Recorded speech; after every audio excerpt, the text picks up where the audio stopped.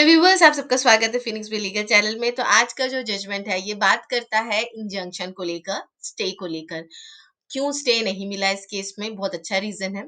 ये ऑल्सो बात करता है एंसेस्टर और सेल्फ एक्वायर्ड प्रॉपर्टी के बारे में। ये बात करता है विल के बारे में भी। ये ऑल्सो बात करता है कि किस टाइप का केस किस टाइप के सिचुएशन में फाइल करना चाहिए। तो बहुत जरूरी है हमें इस चीज को समझने के लिए कि जब भी हम सिविल सूट फाइल करते हैं तो केस को एक अच्छी तरीके से समझना बहुत रिक्वायर्ड होती है। अगर ये चीज हम नहीं करते हैं ना तो बहुत आगे जाके परेशानी हो जाती है। तो चलिए, वीडियो को स्टार्ट करने से पहले आप सबसे मैं रिक्वेस्ट करूंगी, खासकर जो हमारे नए व्यूअर्स हैं और रेगुलरली हमें देखते हैं, वो हमारे चैनल को प्लीज लाइक शेयर सब्सक्राइब जरूर कर लीजिएगा, फिनिक्स पे लीगल को। और जो नए हैं मैं उनके लिए बता देती हूँ कि हमारा फिनिक्स पे लीगल का एक व्हाट्सएप ग्रुप है। और मैं थैंक यू भी बोलना चाहूंगी, हमारे इतने मेंबर्स अब हो चुके हैं और इतना जो आप लोगों ने रिस्पेक्ट और सपोर्ट किया है, थैंक यू सो मच। तो जो नए मेंबर्स हैं मैं उनको बताना, जो नए लोग हैं उनको मैं बता देना चाहूंगी कि फिनिक्स भी लीगल का अपना एक व्हाट्सएप ग्रुप है जिसपे हम जजमेंट प्रोवाइड करवाते हैं हिंदी और इंग्लिश में। हर एक दिन का एक जजमेंट होता है एक्सेप्ट हॉलीडेज। इस जजमेंट पे कौन से जजमेंट हम देते हैं, क्या जो यूट्यूब पे जो जजमेंट आता है उसी को देते हैं? द आंसर इज नो, वो हम नहीं देते हैं। क्योंकि जब ऑलरेडी हम एक जजमेंट का एनालिसिस एक कर चुके हैं तो दोबारा उसके बारे में बताना कोई लॉजिक नहीं बनता है। तो इस व्हाट्सएप ग्रुप पे आपको सिविल से लेकर क्रिमिनल से लेकर एमएससीटी एक्ट से लेकर लैंड एक्विजिशन एक्ट से लेकर चेक बाउंसिंग से लेकर या जो भी हम ट्रायल कोर्ट में हमारे जो केसेस चलते रहते हैं उससे रिलेटेड लैंडमार्क्स और इम्पोर्टेंट जजमेंट्स दिए जाते हैं। साथ ही साथ में उसका हम एक शॉर्ट नोट भी दे देते हैं, वो भी हिंदी और इंग्लिश दोनों में दी जाती है, ताकि अगर आप पूरे जजमेंट को नहीं पढ़ सको तो शॉर्ट नोट पढ़ के भी आपको समझ में आ जाएगी। और अगर आप जजमेंट को सेव करना चाहते हो तो आप सेव कर सकते हो अपने रिक्वायरमेंट के हिसाब से। इसी के साथ साथ में हम एक केस लॉ, एक साइटेशन आपको फ्री ऑफ कॉस्ट, मतलब आपके केस से रिलेटेड कोई जजमेंट अगर आपको चाहिए होता है तो एक जजमेंट हम आपको फ्री ऑफ कॉस्ट सर्च करके देते हैं, अदरवाइज उसका भी कॉस्ट होता है। प्राइसिंग इसकी क्या है? इसकी प्राइसिंग अक्टूबर महीने तक तो 199 ही है। मतलब पूरे एक साल का आपको एक ही बार में देना है, ऐसा नहीं है कि हर एक मंथ देना है। जस्ट वन टाइम पेमेंट है 199 जो अक्टूबर तक है। अक्टूबर के बाद भी इसकी प्राइसिंग बढ़ने वाली है। तो जिन लोगों ने अभी तक नहीं लिया है आप ले सकते हो, अदरवाइज आप नवंबर में भी ले सकते हो, कोई इश्यू नहीं है अपने को। ऑलराइट, इसका पूरे एक साल का एक्सेस रहेगा आपका व्हाट्सएप ग्रुप का और इसमें कोई भी फ्री ट्रायल रिफंड नहीं है। और इसका क्या कैसे हम लोगे, स्क्रीन पे आपको एक नंबर दिखाया जा रहा है, इस नंबर से आप कांटेक्ट कर लेंगे तो आपको पेमेंट लिंक भेज दिया जाएगा और आप पेमेंट करने के बाद में स्क्रीनशॉट दिखा दीजिए तो आपको जजमेंट ग्रुप में ऐड कर लिया जाएगा। ऑलराइट, तो चलिए अब हम स्टार्ट करते हैं आज का जजमेंट जो बहुत ही अच्छा है, इंटरेस्टिंग है।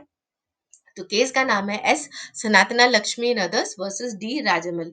इसका न्यूट्रल साइटेशन है 2025 INSC 1197 और ये आया था 7 अक्टूबर को ये आया था। केस क्या है, इसका स्टोरी क्या है? ये फैमिली प्रॉपर्टी के बारे में है।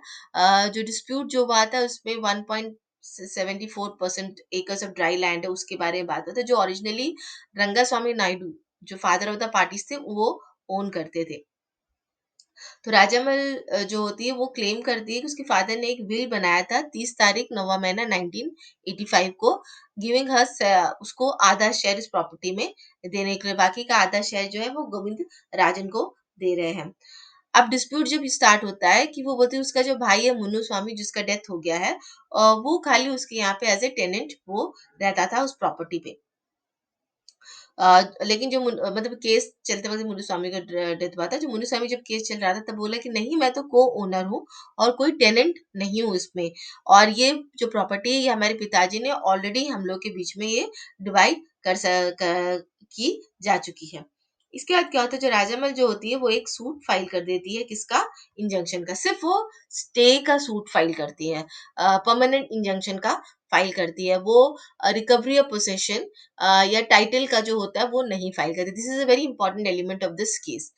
और बोलती है कि जो मुन्नू स्वामी जो है उस प्रॉपर्टी को किसी और को ट्रांसफर ना कर सके, और उसका जो पीसफुल पोसेशन है, जो कब्जा है, उसको वो उस पे वो इंटरफेयर ना कर सके। ये 2 पॉइंट लेकर वो फाइल करती है। जो ट्रायल कोर्ट जो होता है, ट्रायल कोर्ट जो होता है वो मानता है कि जो विल है वो जेन्युइन है, वैलिड विल है, और वो जो राजामल है जिसने केस फाइल किया था उसके फेवर में कर देता है और उसको इंजंक्शन भी दे देता है। और साथ में ये भी बोल देता है जो मनु स्वामी जो है वो जो है उस प्रॉपर्टी को सेल नहीं कर सकता है, और राजामल का जो कब्जा है उसको वो ये डिस्टर्ब नहीं कर सकता है। अब फर्स्ट अपील फाइल होती है।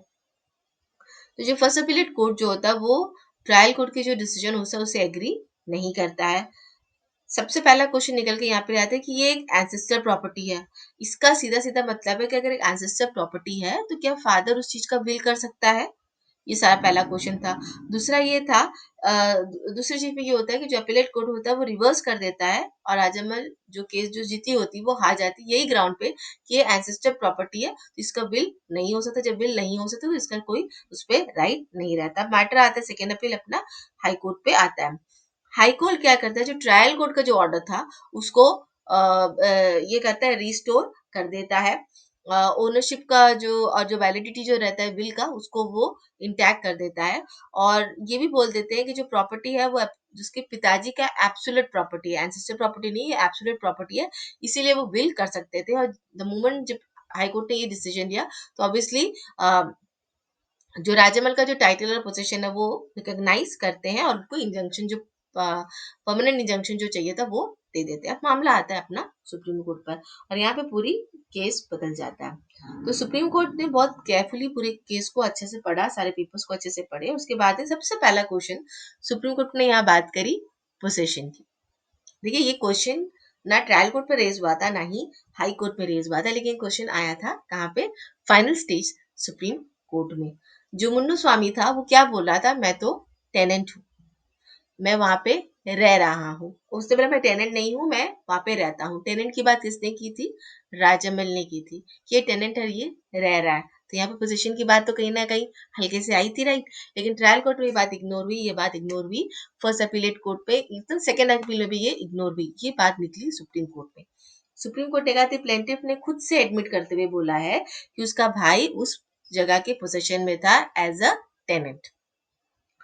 तो जब आप उस चीज के पोसेशन में ही नहीं हो तो आप उस जगह के लिए कैसे स्टे मांग सकते हो? जी हाँ, ये पूरे जजमेंट का क्रक्स लाइन जिसे हम बोलते हैं वो ये है। और अब से जितने भी स्टे के जो एप्लीकेशन आएंगे वो कहीं ना कहीं इस जजमेंट की वजह से बहुत अफेक्ट होने वाले हैं। यहाँ पे बहुत क्लियरली बोला गया है कि अगर आप उस जगह के पोसेशन में ही नहीं हो, खासकर पार्टीशन की प्रॉपर्टी पे, भले यहाँ पे क्लैरिफिकेशन भी दिया गया है कि कहाँ पे स्टे मिलेगा, किस केसेस पे स्टे मिलेगा, किस केसेस पे नहीं मिलेगा। तो यहाँ पे बोला गया है पार्टीशन का सूट है, आपके पास तो उसका कब्जा ही नहीं है, तो आप कैसे उसका स्टे ले सकते हो? तो जब आपके पास में उसका पीसफुल पोसेशन ही नहीं है तो उसका पीसफुल इंजॉयमेंट आप कैसे करोगे? एकदम लॉजिकल बात हुई। सेकंड बात आई यहाँ पे टाइटल और विल की। कोर्ट ने बोला कि विल जेन्युइन होगा, बट फादर वो विल बना सकता है या नहीं बना सकता है, ये क्वेश्चन इसमें डाउटफुल है। क्योंकि यहाँ पे क्वेश्चन निकल के आया है कि ये सेल्फ एक्वायर्ड प्रॉपर्टी है और एंसेस्टर प्रॉपर्टी है। जब तक ये क्लियर नहीं होगा, विल की जेन्युइनिटी का जो क्वेश्चन है वो उसका आंसर का कोई औचित्य नहीं होगा। अगर ये सेल्फ एक्वायर्ड प्रॉपर्टी है तो ऑब्वियसली विल अगर जेन्युइन है तो उसका इफेक्ट होगा। लेकिन अगर एंसेस्टर प्रॉपर्टी है तो कैसे फादर उसका विल कर सकता है? तो यहाँ पे जो टाइटल की जो बात होती है वो कोई कंक्लूसिव प्रूफ नहीं क्रिएट कर पा रहा है इस क्वेश्चन की वजह से कि एंसेस्टर प्रॉपर्टी है या फिर सेल्फ एक्वायर्ड प्रॉपर्टी है। टाइप ऑफ सूट, कोर्ट ने राजामल को बोला यहाँ पे ड्राफ्टिंग का बहुत इंपॉर्टेंट एलिमेंट आ जाता है कि आपने जो केस फाइल किया था ये सिर्फ सिंपल इंजंक्शन के लिए फाइल किया था। यहाँ पे आपने डिक्लेरेशन ऑफ ओनरशिप या पोजीशन के लिए आपने क्या केस फाइल किया था? नहीं फाइल किया था। तो जैसे लालू प्रसाद यादव को वो जो एक वीडियो बहुत वायरल होते रहता है ना, नहीं मांगे तो नहीं मिलेगा, वही बात यहाँ पे भी आती है कि जब आपने कोर्ट से मांगा ही नहीं तो आपको मिलेगा कैसा? तो आपने यहाँ पर डिक्लेरेशन ऑफ ओनरशिप का नहीं किया। तो जब आप यहाँ पे ना ओनरशिप आपने डिक्लेयर करवा रहे हो ना ही आप पोजीशन आपके पास में, तो आपको इंजंक्शन किस बात से मिलेगा? क्योंकि हर एक चीज कहीं ना कहीं आपस में कनेक्टेड है। तो यहाँ पे जो डिफेंडेंट था, जो मुन्नू स्वामी था, उनके लिए भी कोर्ट ने बोला कि भैया ऐसा नहीं कि राजामल ने ही खाली गड़बड़ की है, गड़बड़ तो आपने भी की है। आप उसके भाई हो, आपको अपना जमीन का हिस्सा हिस्सा चाहिए, तो आपने क्या पार्टीशन सूट फाइल किया? नहीं फाइल किया। तो दोनों ही साइड बहुत मिजरेबली फेल हुए हैं यहाँ पे प्रॉपरली केस फाइल करने में, टेक्निकली, है ना। यहाँ पे केस फाइलिंग स्टेज में बहुत भारी गड़बड़ हो गई है। देखो कितना साल चला होगा ये केस जब सुप्रीम कोर्ट पे आया है, कितना पैसा, समय और मेंटल पीस की बर्बादी हुई है और दिखाई देता है यहाँ पे। तो फाइनली सुप्रीम कोर्ट ने क्या कहा? सुप्रीम कोर्ट ने कहा कि वो अपील जो था मुन्नुस्वामी को तो अलाउ हो जाता है, लेकिन वो अलाउ होके भी मुझे नहीं लगता यहाँ पे किसी भी पार्टी को कोई बहुत ज़्यादा फ़ायदा हुआ है, क्योंकि यहाँ पे इंजंक्शन कोर्ट ने दे दिया है जो पोज़ीशन को लेकर था, ये इंजंक्शन तो हटा देता है सुप्रीम कोर्ट, ये बोलता है कि प्लेंटी जब पोज़ीशन में नहीं था तो किस बात का उसको स्टे। लेकिन दोनों ही पार्टी को ये बोल देता है सुप्रीम कोर्ट कि वो प्रॉपर्टी को सेल नहीं कर सकते हैं, प्रॉपर्टी को एलिनेट नहीं कर सकते हैं जब तक उनका ओनरशिप डिक्लेयर नहीं हो जाता है। साथ ही साथ में सुप्रीम कोर्ट ने दोनों पार्टी को 3 महीने का टाइम दिया है कि भैया राजामल जी आप अपना डिक्लेरेशन ऑफ ओनरशिप का केस फाइल करो, और पोजीशन का अगर रिक्वायर्ड है तो, और रिकवरी ऑफ पोजीशन का जो है फाइल करो। मतलब यहाँ पे आपको जो रिक्वायर्ड केस जो आपको फाइल करना वो फाइल करिए। साथ ही साथ भी दोनों पार्टी को बोल दिया गया कि ना ही आप सेल कर सकते हो ना ही मॉर्टगेज कर सकते हो इस प्रॉपर्टी का, जब तक पूरा केस का डिसीजन कॉम्पिटेंट कोर्ट नहीं कर देता। मतलब मैंने बोला ना, ये अपील आने के बाद में तो डिसीजन तो आया है, लेकिन दोनों ही पार्टी बहुत ही रिस्ट्रिक्टेड हो गए हैं। फायदा कि अब दोबारा से सब कुछ स्टार्ट करना पड़ेगा। तो क्या प्रिंसिपल हम इस पे समझते हैं, अगर सिंपल भाषा में अगर हम समझना चाहते हैं तो सबसे पहला चीज इंजंक्शन यहाँ पे क्लियर हुआ है कि अगर डिफेंडेंट पोजीशन में है, ठीक है, अगर आप उस पे ओनरशिप नहीं क्लेम कर रहे हो, हाँ, does not claim ownership by filing for declaration, injunction मतलब can not be granted if the plaintiff admits that, अगर प्लेंटिफ ने एडमिट कर लिया है कि डिफेंडेंट जमीन के कब्जे में है, कब्जा में है, और आपने ओनरशिप का नहीं डाला है, तो आपको इंजंक्शन नहीं मिलेगा। ये बहुत सारे केसेस पे इफेक्ट करेगा ये बात, ठीक है। पोजीशन से ही टाइटल फॉलो होता है, और ये आपको अपना ओनरशिप को प्रूव करना होगा, ये तो अपना लीगैलिटी है, ठीक है। आप पोजीशन क्लेम करोगे और उसके बाद आप बताओगे कि कैसे आपको वो पोजीशन पे आपका उसका ओनरशिप है, खास करके पार्टीशन के सूट पे होता है, और उसके बाद में आपको अपना रिकवरी ऑफ पोजीशन भी मांगना बहुत जरूरी होता है।